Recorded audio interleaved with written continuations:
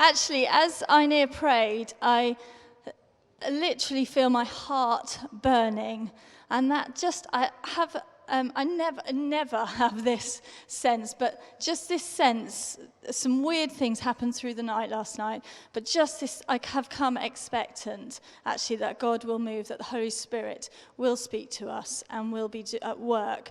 There's just that sense that God is wanting to break in and break open and do things amongst us this morning. I am speaking on Enoch this morning. Enoch is the second in the list in Hebrews 11 of our heroes of faith. We're working through Hebrews 11, the heroes of faith, and we're looking at Enoch today. Olivia just said to me, who is Enoch in the Bible? So that's a good question, Olivia, because there's very little about him, but we are looking at him. So someone else kindly told me this morning, that's a bit of a tricky one. So we'll see where we go. And as I've looked at Enoch and thought about this sermon, there's a question that's kind of stirred in my mind that I want to speak to us today about. And it's this question: does God have favourites? Was Enoch one of God's favourites? Why Enoch? And actually, is it even theologically correct or right for God to have favourites? Because it doesn't seem quite right or fair that he might. But as we read this passage, it really feels like Enoch was something special to God. He had a special place in God's heart. And then my other question is, how do I get to be one of God's favourites? How do I get my name on that list? Because if God's got some favourites, I want to be one of them.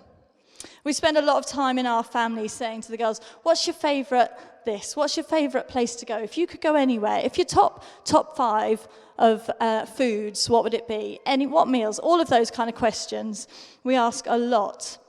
And it quickly has become clear to us that our children are not yet ready to be independent adults. Because when we ask them, what's your favourite flavour of ice cream?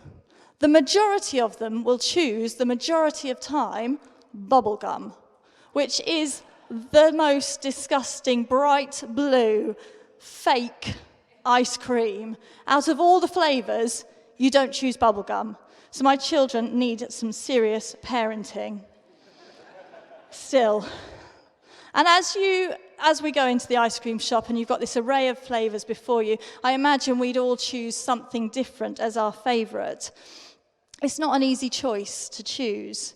Although at one stage I helped out at Just Ice, and Sarah's here, and it's a social enterprise that is run by Gavin and Sally, who are part of this church, and they sell ice cream. They make ice cream and they sell it. And as I was helping Gav, this was in the early years, he made a flavour of ice cream that was licorice and blackcurrant. And at that point, I questioned his sanity. But it actually turned out to be quite popular. So maybe I need to question more than just him and their sanity. So one person's favourite is going to be something that somebody else couldn't stand. But we ask these questions to our children to find out a little bit more about them, to dig a little bit deeper about what their likes and dislikes are, what they would choose, what they would do in a certain situation. And obviously having a favourite flavour of ice cream is not the same as having a favourite person.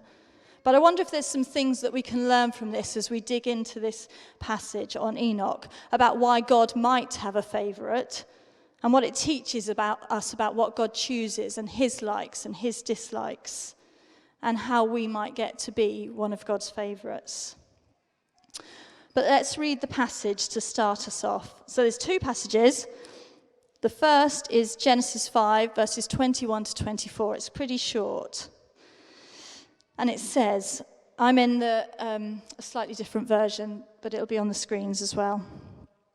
When Enoch had lived 65 years, he fathered Methuselah. Enoch walked with God. After he fathered Methuselah 300 years and had other sons and daughters. Thus all the days of Enoch were 365 years. Enoch walked with God, and he was not, for God took him. That's it, the 3 verses. And then in Hebrews 11, he pops up again, verses 5 to 6. By faith, Enoch was taken up so that he should not see death, and he was not found, because God had taken him. Now before he was taken, he was commended as having pleased God. And without faith it is impossible to please God. For whoever would draw near to God must believe that he exists, and that he rewards those who seek him. So that's it. That's Enoch in that little summary there. Those few verses. You may well not have even heard of Enoch before. He's one of the unknowns, really. He's not a Noah or an Abraham or a Joseph, those big dramatic stories, the ones that we hear about or are told to the kids in the kids groups. I'm not sure we've ever had to do Enoch before, so sorry, Amy, I'm not sure how that'll work, but I'm sure the kids will be loving it. And if you had to list some of the heroes of the Bible and you had to think about some of those big stories, I'm not sure Enoch would be the one who automatically rolls off our tongues. We don't know much about him at all. I mean, that's pretty much it, those few verses. How did he get on that list of the heroes of faith? Why is he there? I'm not sure I would have chosen him, and yet he is there. So we need to learn a little bit more. So we've got 4 facts. This is what we know about him. He lived for 365 years, and he was the father of Methuselah, but the great-grandfather of Noah. He walked with God. He was not, because God took him, and he pleased God. Those are the 4 things. That's what we know of his whole 365 years. So let's look through those few things and see what we can figure out. He lived for 365 years, which sounds like a very long time to us and our expectations on life. But actually, if you flick back through the previous few verses, what's interesting about this passage, and I wouldn't normally say interesting to do with a genealogy, but it actually is, that all the rest of the people who came before him and after him lived for around 900 years. And then suddenly we have Enoch at 365 years. And there's suggestions that there's something symbolic about the numbers, whether the real numbers are really number of years or not. But there's a difference between the others and Enoch. Enoch is dramatically shorter. But it's interesting, it's 365 years, and the calendar was slightly different then, but God knew our calendar. And I wonder if there's something within that about Enoch lived 365 years, which is the number of days that make a complete year. He lived a complete life. Even though it was shorter and it was different to those around him, actually, he did all that he needed to. He lived a full life, even in that short space of time. Secondly, he was the father of Methuselah and the great-grandfather of Noah. And we know a little bit about Noah, maybe. We know that he built an ark. And we know that he built the ark. If you've read that story of Noah, he had to build it. God told him to build it because there was so much evil on the earth. And in the story of Noah, it says, "The Lord saw that the wickedness of man was great in the earth, and that every intention of the thoughts of his heart was only evil continually." It was not a good season to be living in. It was not a good time. And maybe the extent of the evil of Noah's time, it wasn't quite like that for Enoch, but it was heading that way. They were on a downward spiral. And yet in the midst of that evil, in the midst of that trouble and strife, Enoch walked with God. In the midst of the pain and the suffering and the evil that surrounded him, he chose a different way. He chose to walk with God and focus on him. And similarly, we may feel, as we were thinking about in our prayers, this is not a good time to be living in. It doesn't take long for us to see the evil around us.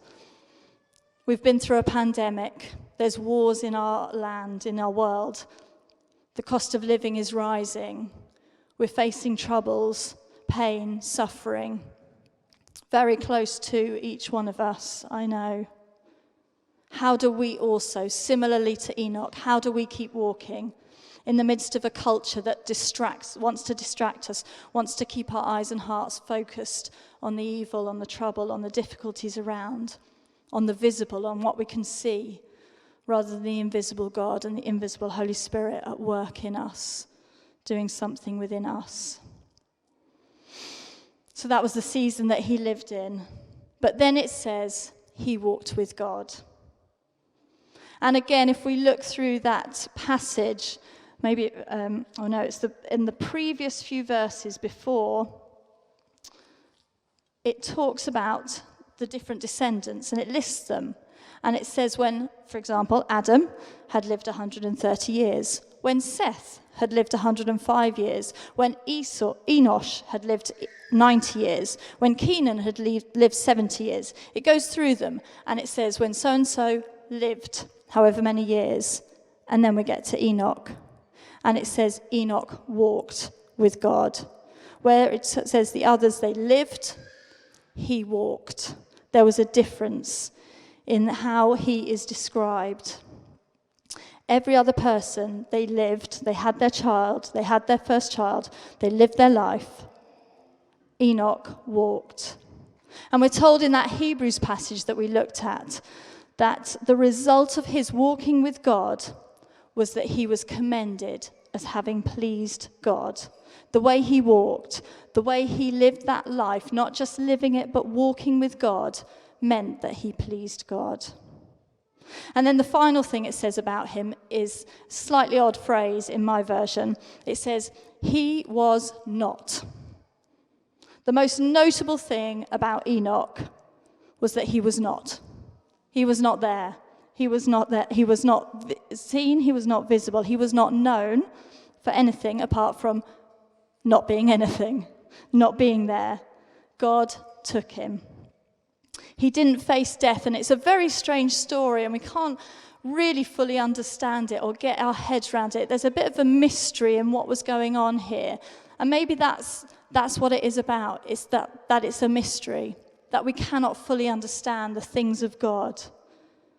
But one day, God chose to take him to himself, and he was no longer to be found.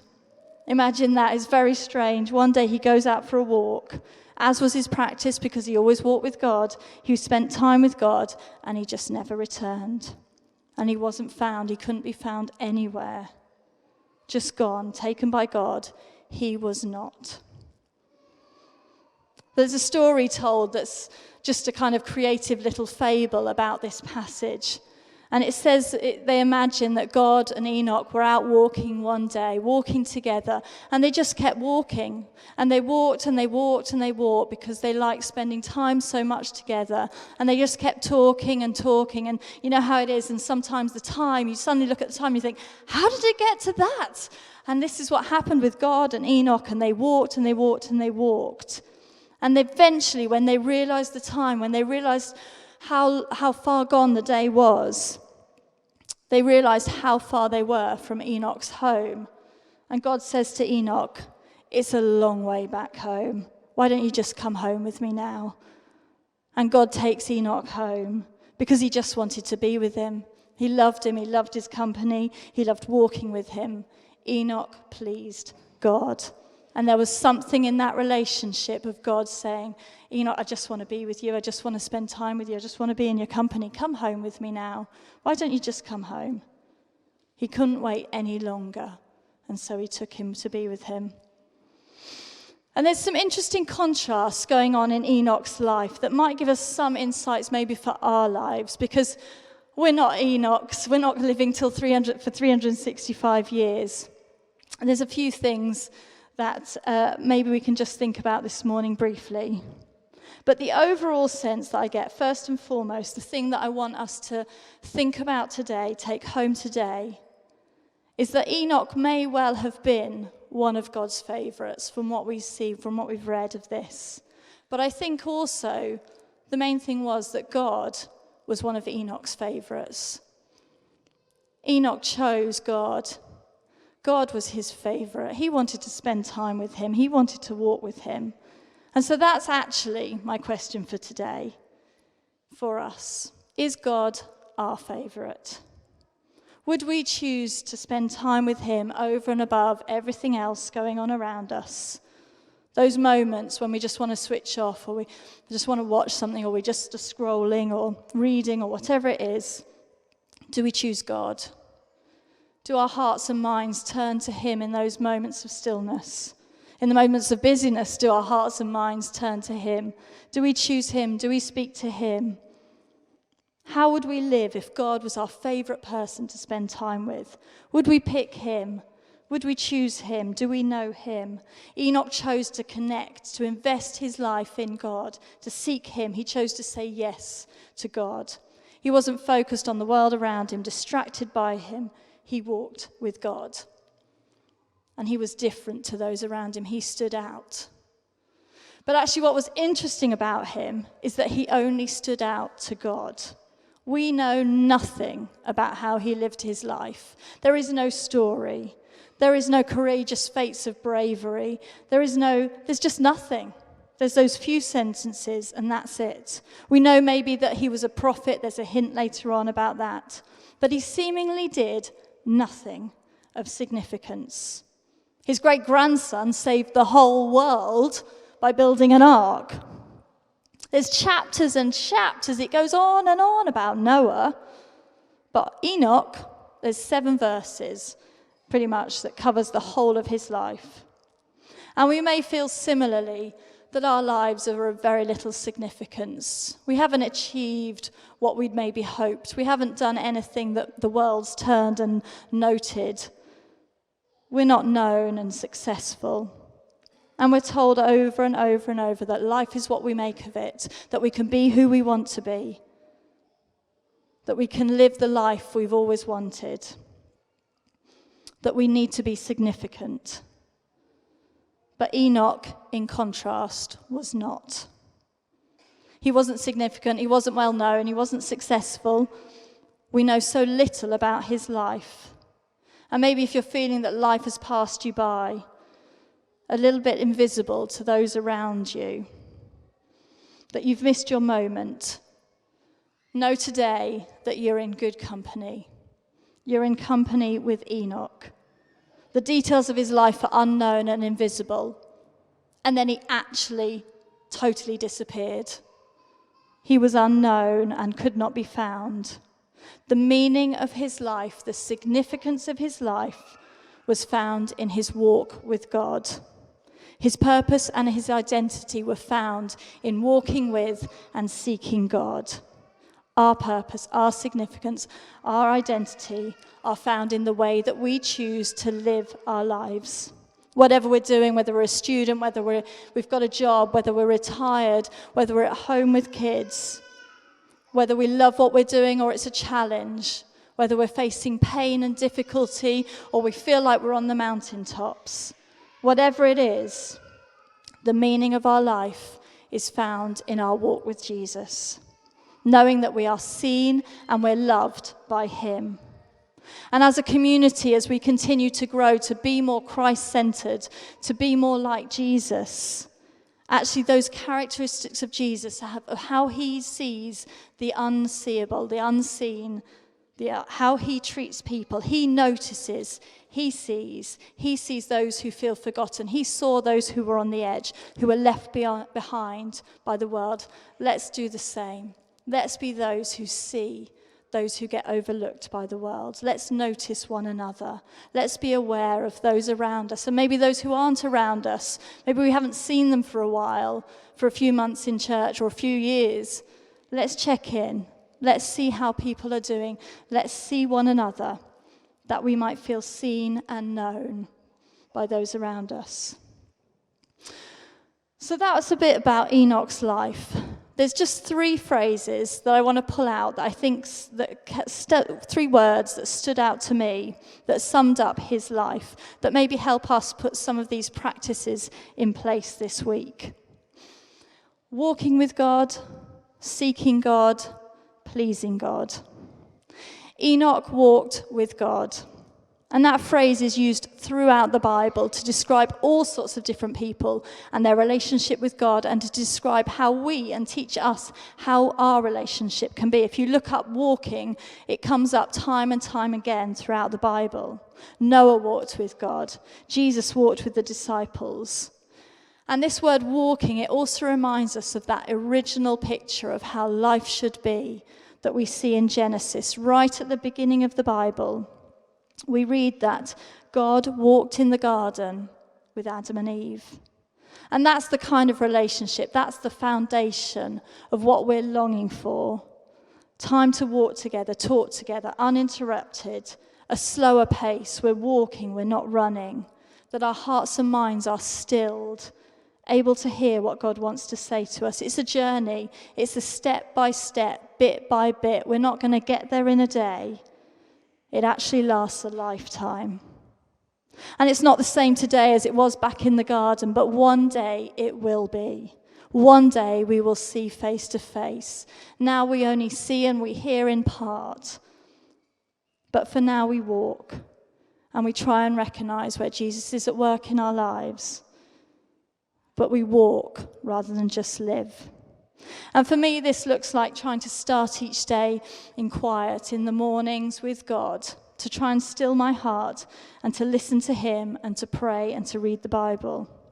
And I've noticed that as I do this more and more, my heart and my mind, they settle in a strange way, that the distractions, the busyness that can so often consume my mind can be broken through. And actually there's whispers, those moments I'm more in tune to with God. But it's so easy to ignore them and to miss them. And this week has been full.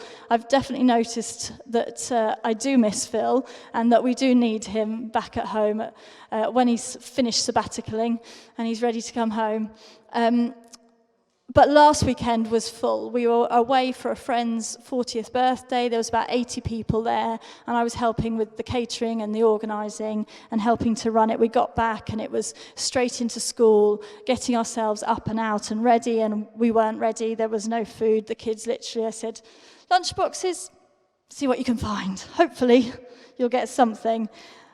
But the days flew by. We were into all the different bits and pieces of life, as you will well know what it's like. And I suddenly realised, I came to Tuesday afternoon, I think, and I realised I hadn't actually read my Bible study program, which a few others are doing with me. So whether they saw that my tick wasn't there, they'd noticed I hadn't read it for a week. And weirdly, although not weirdly, I also noticed an unsettledness in myself. And on a few occasions, I think Jenny got one of these moments, a little bit ranty about small, just those little frustrations that you just, can you believe this? Maybe you don't do that. You might not do that. It's just me. It really wasn't a big deal, but it just got to me and unsettled me in the way that I think if my heart had been more stilled, I'd have just allowed to flow over me and to let go. And in a situation that I actually think was meant for evil, I had a cat in the middle of the night with a mouse disturbing me, keeping me awake. I was woken by those pesky cats, which are not mine. They are our children's, and we were fools to ever allow them to have these cats. Anyway, I do love them. It was Craig who persuaded us, so I don't blame you. 4 a.m. I was awoken by them, but actually in a situation that was meant for harm, there was good that came out of it. The good, God turned it for good. I had that space. I got up. I chose to read, to pray, to catch up on what I had missed that previous week. And in turn, my heart was more settled. The frustrations washed over me. I let go of what I needed to let go of and chose to focus on what was important. Our focus, our purpose, that intentionality about each and every day comes as we walk with God through it, aware of his greatness, his goodness, his fullness, the beauty and power of his creation. His words brought this whole world to life. He brought creation into being. Do we know him, that God? Do we stand in awe of him? Do we choose to draw close, so close to a Father who loves and adores us, who made us individually? He created you as you are. He gives us everything, the very breath in our lungs. He made us, he knows us, he loves us. Have we experienced that power, that presence, that love? Do we know him? Do we know God, the God of the universe? And actually, we can never fully know him. It's a drop in the water of the vastness of the ocean. But actually, there is so much more. There is always more. Let's keep digging. Let's keep exploring. Let's find out how amazing this God we worship really is, so that our hearts are so full that as we go into our world, we can only overflow with his praise, his goodness, his joy, his peace. May it be so full in us that we overflow. We can know God. He can be our favourite. He makes himself known to us, and it is an utter privilege. So walking with God, I think I was slightly distracted there. Seeking God, Hebrews 11, verse 6. It talks about Enoch pleased God. And then it says, without faith it is impossible to please him. For whoever draws near to God must believe that he exists and that he rewards those who seek him. Enoch sought God. He lived by faith and he sought to find God in all that he did. And there's the story of the road to Emmaus, which we talked about a few weeks ago. And Jesus said in it, he says this, in the midst of the story, they're walking on this road with the disciples. And Jesus then, it talks about Jesus, it says he acted as if he was going further, but they urged him strongly, saying, stay with us. They didn't want him to leave. Those disciples chose Jesus' company. That intentional choice to choose Jesus, to say, stay with us, Jesus. They didn't want him to leave. At that point, Jesus reveals himself to them. They've chosen. Similarly, we choose. We choose to turn our hearts and minds to Jesus. And as a reward, our reward is God himself. As Enoch found, Enoch sought God, and the reward was God himself. Seeking, pleasing God, we're getting there. Enoch pleased God. What a summary of a life. Can you imagine to be said about us that we pleased God? How can we please God? My dad, who some of you may have met, he preaches here occasionally, and he's around, so you might have met him. He's been around for a few years. He likes to stir up a little bit of trouble. And this is my chance to get back on him. He's a vicar, he's preached all his life, and he's told many a story where I've been slightly misrepresented because he was on the stage and he wanted the story to work to his benefit. So now is my moment, and this story is entirely true. He's preaching at the moment, so he won't be listening, so all's well. He's taken up this habit of any time he meets any of our girls, and he'll bump into them maybe at church or something, he leans in, he gives them a hug, and he whispers into their ear, "You're my favourite." And I've watched him do it, and they all respond exactly the same. They look back up at him, their eyes light up, and they smile at him with delight and joy. Oh, Grandpa, I knew it was true. And in turn, he feels loved and adored, and yes, I've got one on my side, which is all very lovely. It's a lovely relationship, great, until that lunchtime, they come home and sitting around the table, they decide to announce, "I saw Grandpa today. I'm his favourite, he told me."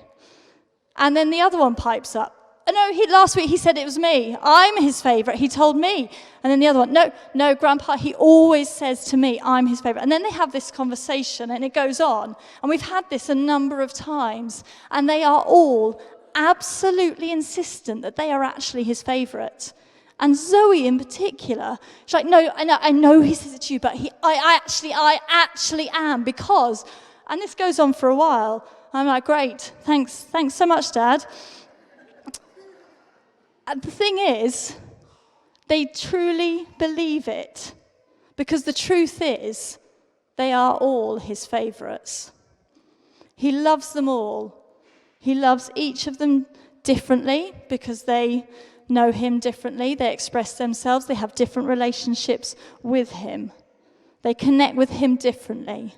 But the truth is, they're all his favourites. And I wonder if it's the same for us with God. Actually, does God have favourites? Yes, I think he does. We're all his favourites. Each and every one of us.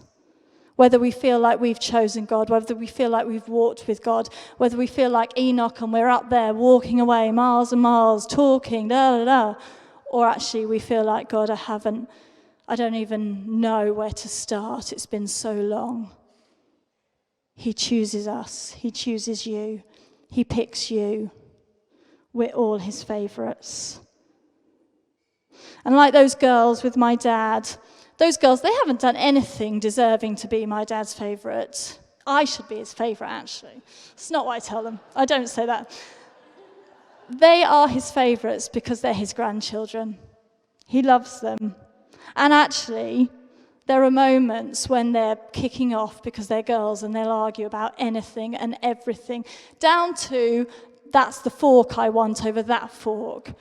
And one stomps off, and he'll go after them and he'll just say, you're my favourite.